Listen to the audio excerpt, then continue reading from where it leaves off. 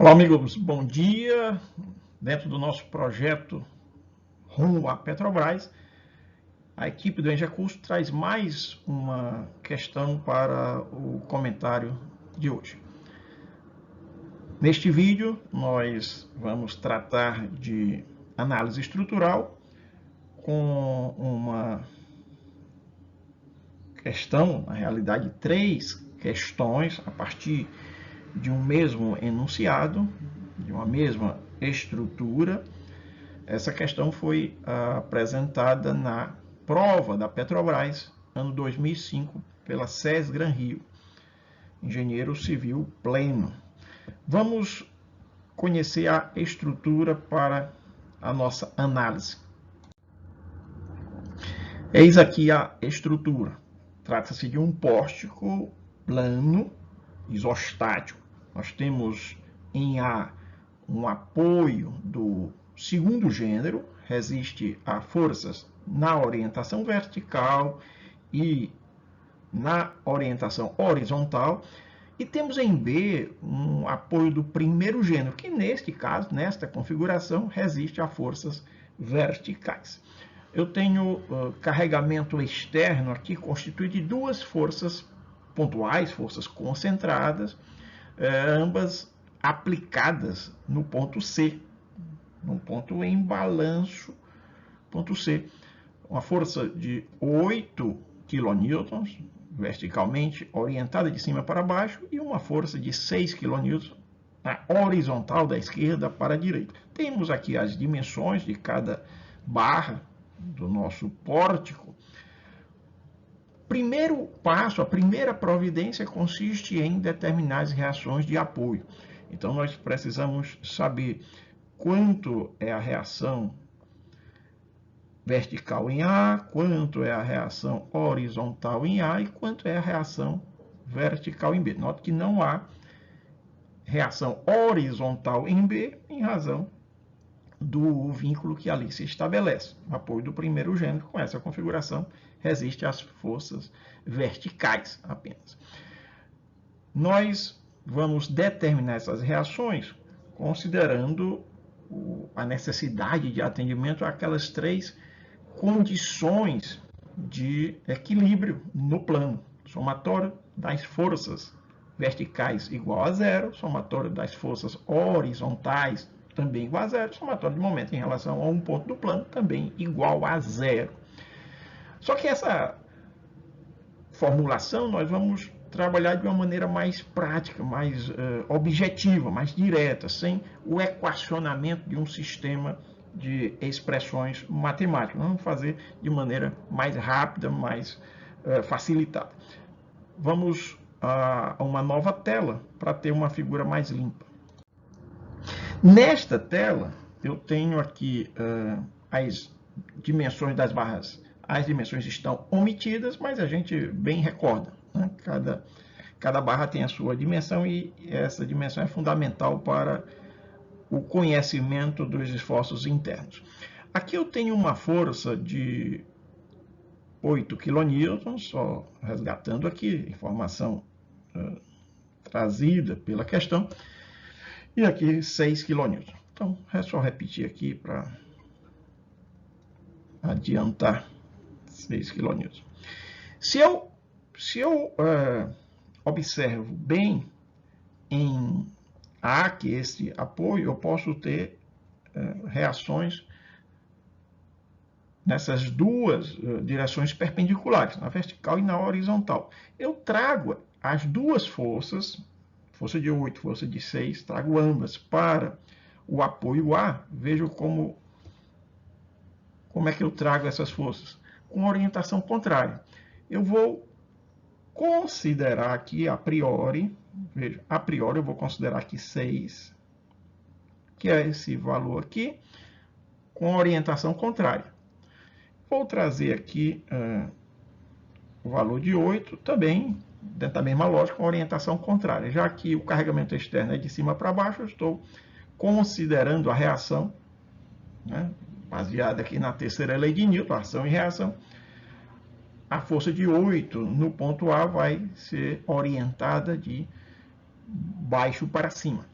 Observe que com esta configuração e as forças ora exibidas, nós temos o atendimento já de duas daquelas três condições do equilíbrio. Eu tenho aqui somatório das forças na vertical igual a zero, tenho 8 de cima para baixo, 8 de baixo para cima igual a zero, então estou somando vetorialmente.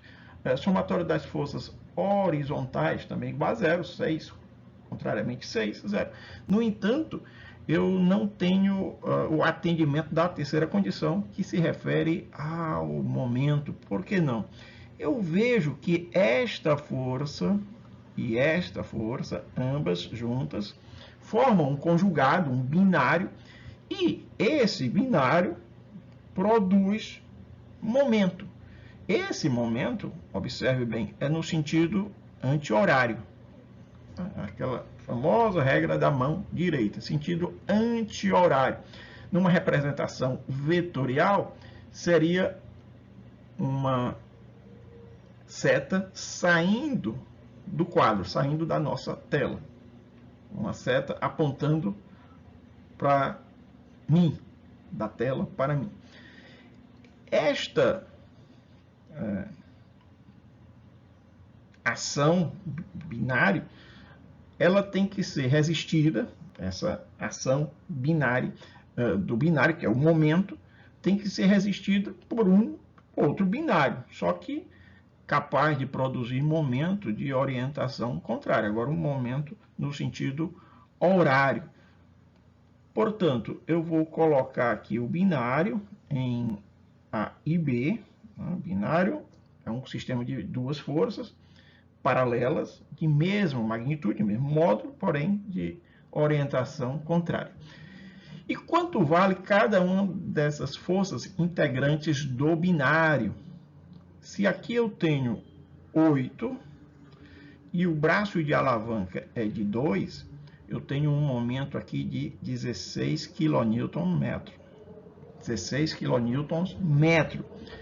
Como o braço de alavanca, entre os eixos suporte dos dois apoios, apoio em A e apoio em B, é de 8 metros, se eu divido este momento de 16 kN/m, 16 kN/m, se eu divido por 8, aqui eu vou reconhecer uma força de 2, aqui uma força de 2. 2 e 2. Vou limpar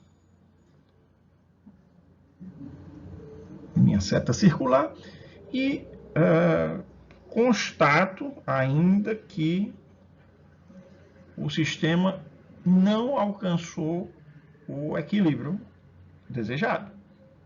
Melhorou em relação ao anterior, mas ainda falta uma coisa. Quando eu associo esta força com esta força, eu percebo um novo binário. É um binário que ainda não está equilibrado. Eu tenho um binário. Duas forças horizontais, paralelas, de 6 kN cada uma delas, e o braço de alavanca aqui é de 4 metros. Tenho 4 metros aqui, que constitui o braço de alavanca. Com isso, eu tenho a produção de um momento, só que esse momento, diferentemente do anterior, é um momento no sentido horário, no sentido de apontar para dentro da tela.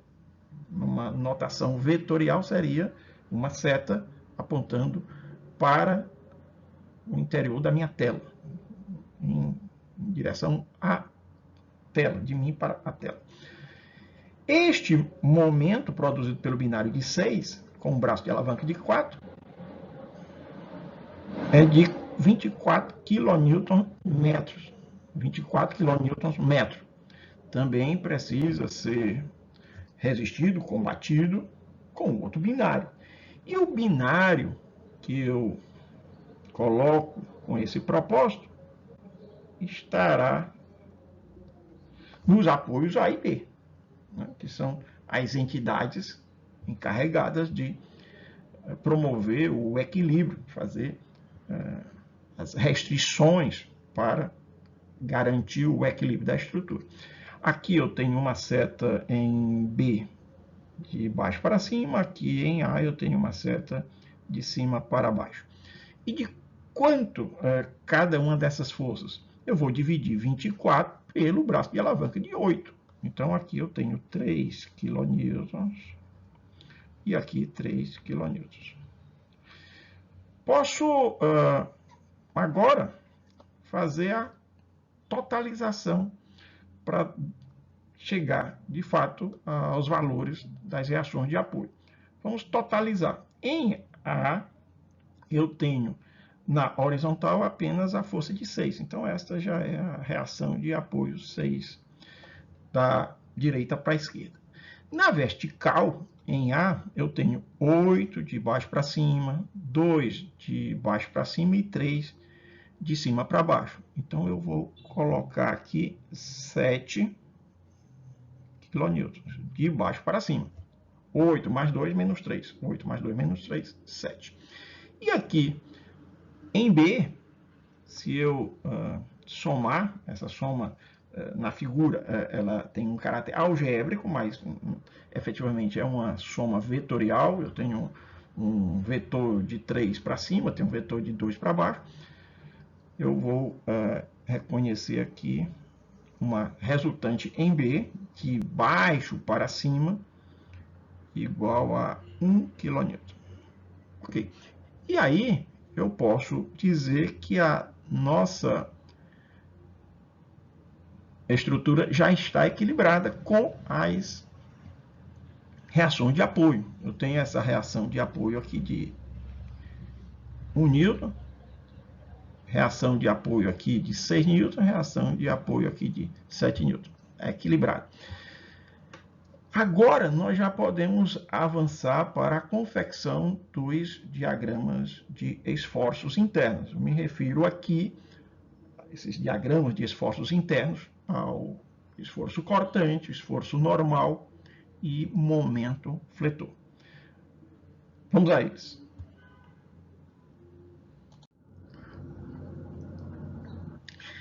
Nesta primeira questão, essa primeira questão ela está vinculada à estrutura que nós acabamos de conhecer, fomos apresentados a ela e já determinamos as reações de apoio. Nós podemos confeccionar, primeiramente, o diagrama de esforços normais. Só lembrando, aqui nós temos, vocês bem recordam, aqui nós temos uma reação de 7, uma reação de 6 e uma reação de 1 kN. Esforços normais. Esta barra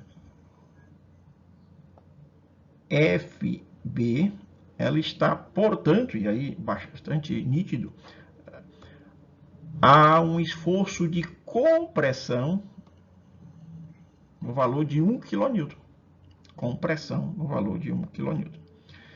Esta outra barra EF, ela não está sujeita a nenhuma força normal, nem compressão, nem tração. Ela não está tendente a ser comprimida, encurtada, tampouco alongada. Não há esforço normal na barra EF. Na barra CD, nós vamos ter um esforço normal de compressão exatamente no valor de 6 kN. 6 kN já é um carregamento externo que vai atuar no sentido de comprimir, de encurtar a dimensão da barra CD. Na barra ED, o que é que nós temos? Agora uma tração. Tração por quê? Porque essa força, se a gente observar esta força aqui de 1 N, ela, ao tempo em que comprime a barra FB, ou BF, ela vai tender a alongar a barra ED. Alongar a barra ED. Portanto, em ED eu tenho tração. Em DA, eu tenho uma nítida compressão de 7 kN. Então, já conhecemos todos os esforços normais. Vamos escrever aqui. Em FB, eu tenho uma compressão. Em EF, nada, nem compressão, nem tração. Em ED, eu tenho uma tração, mesmo valor 1. Em CD, eu tenho uma compressão. E em DA, eu tenho uma compressão. Veja que é bem simples a gente perceber a magnitude e o caráter dos esforços normais. Ou seja, compressão, tração. Tração, no sentido de aumentar a dimensão, de alongar. E a compressão, no sentido de encurtar, de diminuir essa dimensão. Vamos ao enfrentamento de cada uma das figuras, ou cada uma das assertivas. A gente pode fazer melhor organizando num quadro, um quadro mais limpo. Disponibilizei aqui um quadro limpo para a gente chegar aos esforços. Então, vou dizer aqui, né, só resgatando e dando compressão de 1 kN, aqui nada, nenhum esforço normal. Aqui eu vou ter uma tração de 1 kN. Aqui eu vou ter uma compressão de 6 kN. E aqui eu vou ter uma compressão de 7 kN. Vejam a coerência do processo. Vejam como é coerente. Nesta barra, eu tenho compressão, já a força externa me impõe isso, né, de forma bem nítida. Aqui também eu tenho uma compressão. Por quê? Porque a força de reação é uma força de baixo para cima. Se eu trago esta força, veja que se eu transfiro essa força para cá, se eu vou trasladando essa força para cá, ela vem para o ponto E, puxando a barra, esticando, no sentido de esticar a barra, de alongar a barra. Por isso nós temos tração no segmento ou na barra ED. E aqui, veja que eu tenho uma reação de apoio vertical de 7, de baixo para cima, que vai promover nesta barra AD compressão de 7. Então, eu tenho compressão nas barras AD, na barra CD e na barra BF. Na barra ED, ou DE, tenho tração. É a única barra tracionada. E na barra EF, essa barra horizontal lá de cima, eu tenho nenhum esforço normal. Trago aqui a figurinha já bem organizada. Esta já é a figura referente ao diagrama de esforço normal. Nada mais do que a figura anterior, já pré-formada. Vamos analisar cada uma das assertivas. A primeira delas. O trecho FB está comprimido. FB, vamos localizar o FB. FB está comprimido. Sim, está comprimido. Só que com um valor de 1 kN e não 7. Portanto, aqui vamos colocar como errado.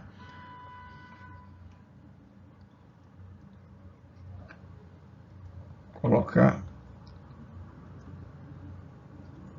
assertiva errada. Na assertiva seguinte, trecho EF está comprimido? Não, não está comprimido, tampouco tracionado. Vamos indicar aqui também como assertiva errada. O trecho DE, ou melhor, trecho AD, cadê o trecho AD? Está aqui. Esse trecho AD está comprimido, como nós vimos, é verdade, está comprimido, só que a compressão que nós reconhecemos é de 7 kN e não de 6. O trecho CD, vamos localizar o trecho CD. Trecho CD é o balanço de 2 metros. O trecho CD está tracionado. Não, está nitidamente comprimido. Veja aqui a carga externa horizontal da esquerda para a direita de 6. Está comprimido de 6. O erro está na tipologia do esforço normal. A magnitude está correta. E, por derradeiro, na assertiva, o único trecho tracionado é o trecho DE, corretamente. E essa tração é de 1 kN. A gente pode entender esse valor de 1 kN de duas maneiras, equivalentemente. A diferença entre 7 e 6 igual a 1. 7 menos 6 igual a 1. Também eu posso, vindo da extremidade direita, né, da estrutura rumo à extremidade esquerda, acumular uma força de tração igual a 1 kN. Portanto, a única assertiva correta é a última. O único trecho tracionado no trecho DE é de 1 kN. Vamos à próxima questão referente a esta mesma estrutura. Temos aqui, no estudo dos esforços cortantes, é correto afirmar que, mais uma vez, o esforço cortante, ele tem uma certa relação com o esforço normal. Guardem isso, quando eu tenho barras perpendiculares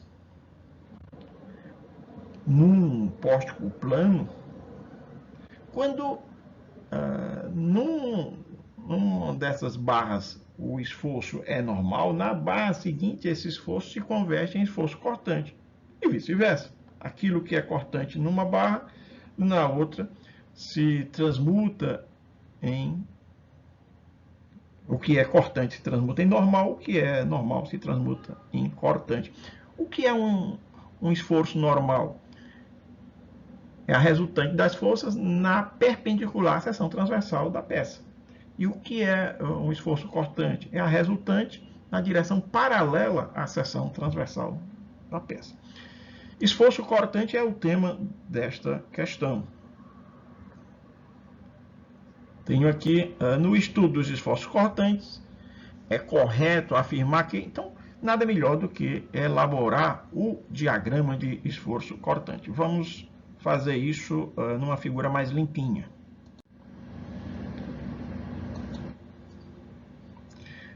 Lembrando as cargas, né? Lembrando as nossas cargas, aqui eu tenho uma força de 1, aqui eu tenho uma força de 6, tudo em kN, e aqui uma força de 7.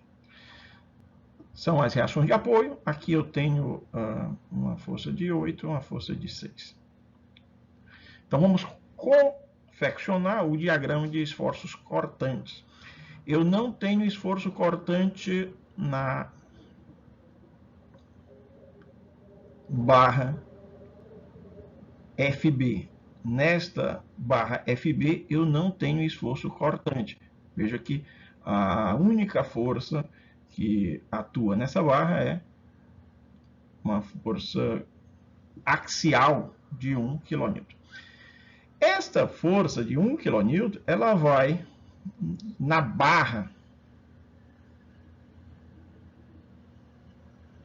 EF, ela vai se converter agora sim em esforço cortante. Esta força de 1 kN na barra BF atua como esforço normal, ou produz esforço normal. Na barra EF, ela vai transmutar-se em esforço cortante. É um esforço cortante que eu vou representar aqui. Esforço cortante de 1. Constante ao longo de toda a barra EF. Cortante de 1. Na barra AD, na barra AD, que é esta barra aqui,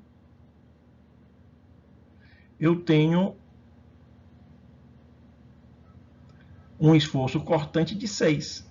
Esse é o esforço cortante de 6. Constante ao longo da barra AD.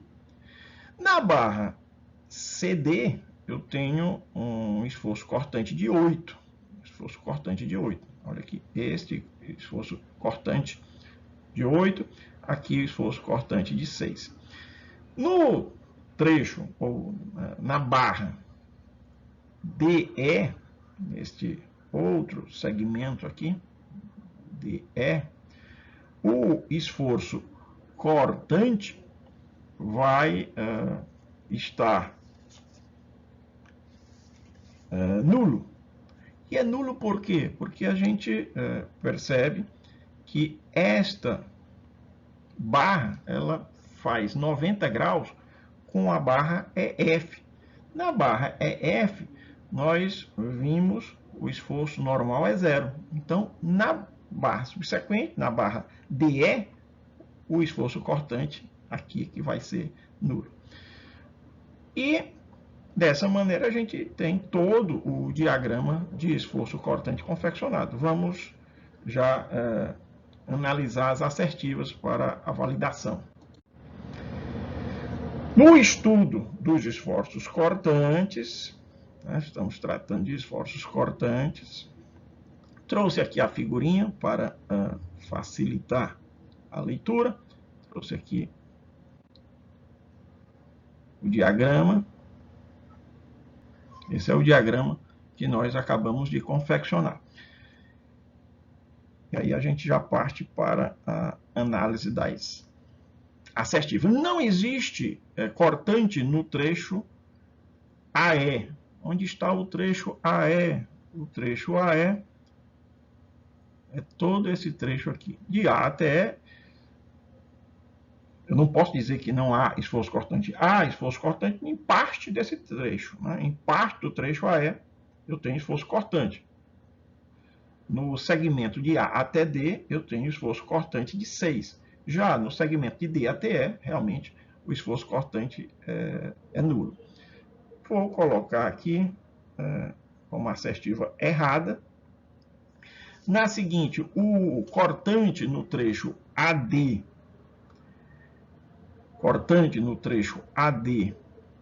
é variável. Em nenhum trecho o cortante é variável.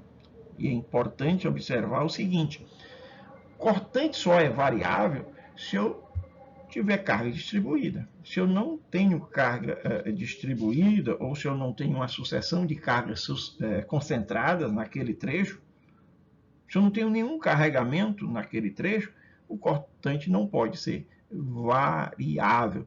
De A para D, eu não tenho carga distribuída, então posso afirmar com absoluta segurança que o cortante não é variável, é constante. Constante no valor de 6 kN.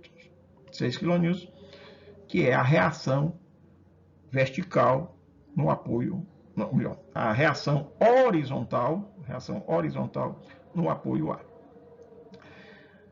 Na assertiva seguinte, o maior cortante do quadro encontra-se no trecho EF. No trecho EF, eu tenho um cortante de 1 kN. Não é o maior é o de 8, que acontece no trecho CD. Então, novamente, errada. Nos trechos DE e BF, o cortante é 0. DE e BF, cortante é 0. Sim, o cortante é 0. De fato, o cortante é 0. No trecho CD, o cortante é variável. Mais uma vez, não há nenhum trecho em que o cortante seja variável. No trecho CD, eu tenho um cortante constante, no valor de 8 kN. E aí, nós temos uma única assertiva válida, que é a quarta, né? Nos trechos DE e BF, o cortante é nulo, DE e BF. Vamos para a terceira parte desta questão. Tenho aqui, agora tratando de momento fletor. Analisando o diagrama de momentos fletores, é correto afirmar. Vamos confeccionar o diagrama de momento fletor para que nós possamos analisar cada uma dessas assertivas. Aqui nesta tela limpinha, eu só vou reposicionar os valores para a gente lembrar. Aqui eu tenho o 7, aqui eu tenho 6, aqui eu tenho 1, são as reações de apoio, e aqui as cargas externas de 8, carga externa de 6, só para a gente resgatar aqui. As dimensões, aqui eu tenho 4 metros, nesse trecho eu tenho 4 metros, aqui 8 metros, 4 metros, 2 metros, 4 metros. Então vamos confeccionar o diagrama. Começando aqui pelo trecho BF. Em BF, nesse trecho aqui, eu não tenho momento fletor. Não tenho momento fletor porque eu não tenho cargas perpendicular ao eixo da barra. Então, não há momento fletor no trecho BF. No outro trecho, eu já passo a reconhecer momento fletor. Por quê? Porque esta carga de 1 kN vai tender a alongar ou a tracionar as fibras inferiores desta barra EF. E aí a gente vai confeccionar o diagrama de momento fletor da seguinte maneira. Um crescimento linear, né? Um crescimento linear, que vai de 0 nessa extremidade até 8 na extremidade do ponto E. Então, aqui 0 e evolui de 0 até 8, sempre tracionando as fibras internas, as fibras inferiores do trecho EF. Agora, no trecho ED, o que é que nós vamos ter? Nesse trecho ED, veja que quando eu passo de uma barra para outra, numa perpendicular, quando eu viro 90 graus, o que é momento fletor continua sendo momento fletor. Eu falei há pouco de uma transmutação entre o esforço normal e o esforço cortante, do esforço cortante em esforço normal, mas no momento fletor isso não acontece. Então o que a gente faz efetivamente é rebater aqui, então eu tenho 8, e esse valor de 8 prossegue, porque eu não vou ter nenhuma força que vá, além desta carga de 1, produzir momento fletor no segmento ED. Então, no segmento ED, o diagrama de momento fletor se mantém constante igual a 8. Vamos olhar agora o segmento CD, que é exatamente o balanço, segmento CD, segmento em balanço. Eu tenho uma carga de 8 na extremidade do balanço que vai produzir momento no sentido de tracionar as fibras superiores. Lembrando que a gente sempre representa o diagrama de momento fletor graficando o momento fletor pelo lado das fibras tracionadas. Então, eu vou colocar aqui numa evolução linear, vai evoluir de 0 até 16. Por que 16?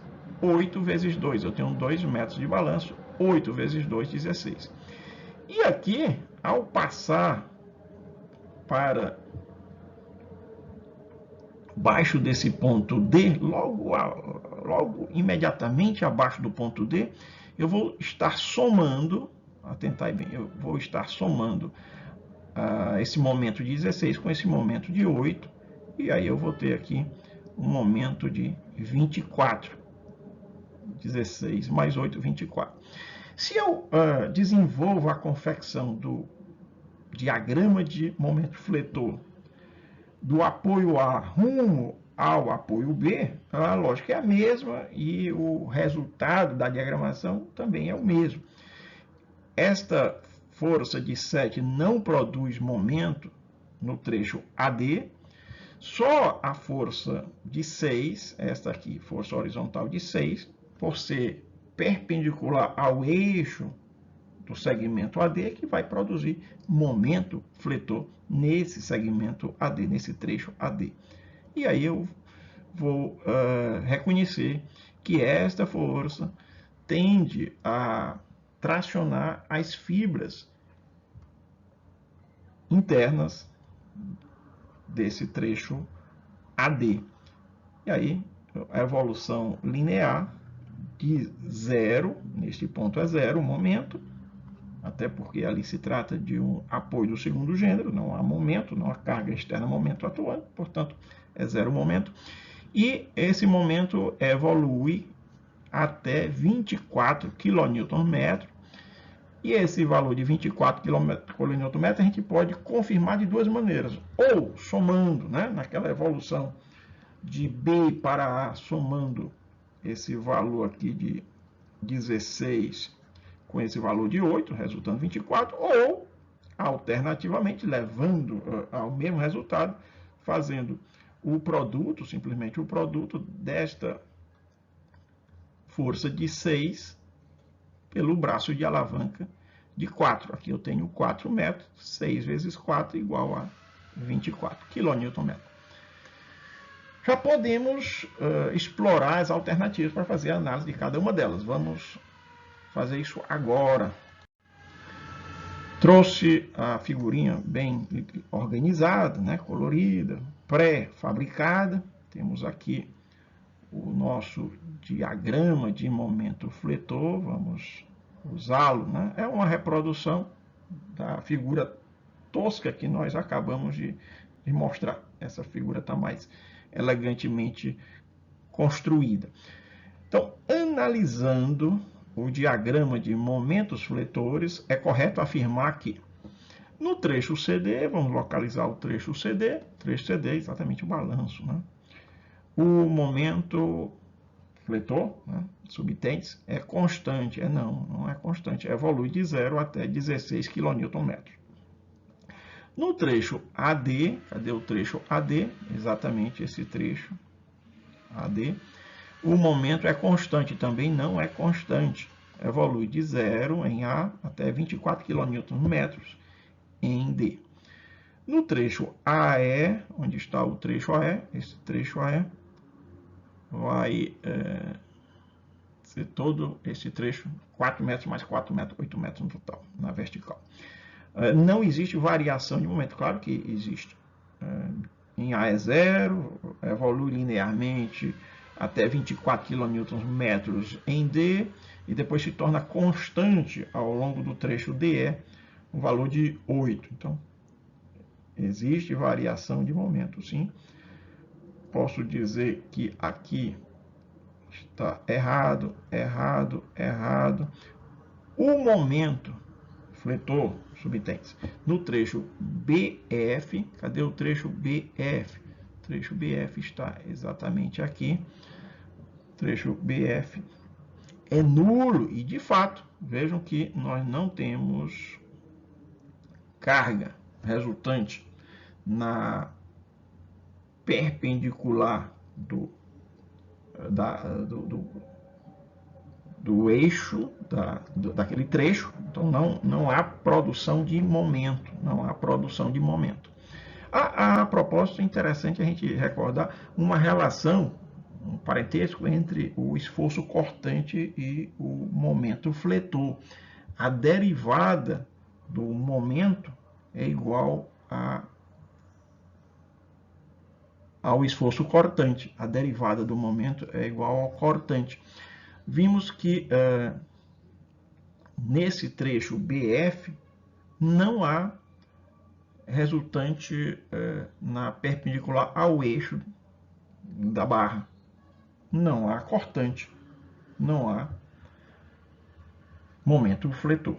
Okay? Tanto é nulo nessa barra o esforço cortante quanto o momento fletor. Eu posso ter momento fletor e não ter esforço cortante? Posso ter momento fletor e não ter esforço cortante. Quando? Quando o momento fletor é constante. A derivada de uma constante é zero.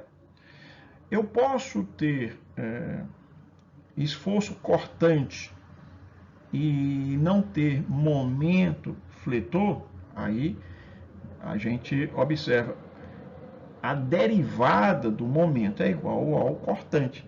Se eu tenho cortante, é porque eu tenho como integrar esse cortante para obter o momento. Então, essa segunda assertiva já não é válida. Eu posso ter momento sem ter esforço cortante? Sim, desde que o momento seja constante. Agora, eu posso ter cortante sem ter momento? Não, né? Quebra a lógica do que nós acabamos de mencionar.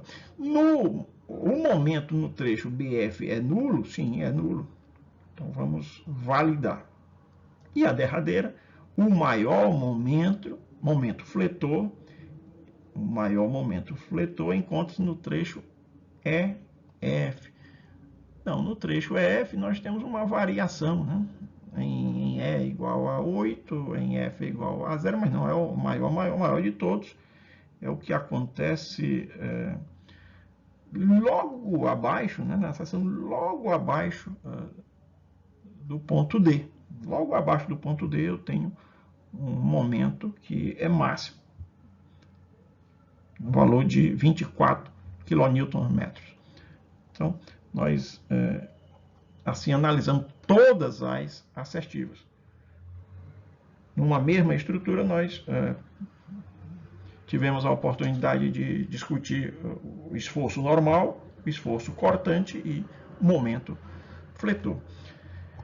É isso, nosso vídeo dá uma pausa aqui e a gente já volta com novas questões para a preparação ao concurso da Petrobras. Até logo mais, comentem, coloquem as dúvidas, aproveitem bem e voltamos daqui a pouco com mais vídeo, com outras questões comentadas, sempre de provas anteriores da Petrobras. Essas provas que nós estamos trazendo são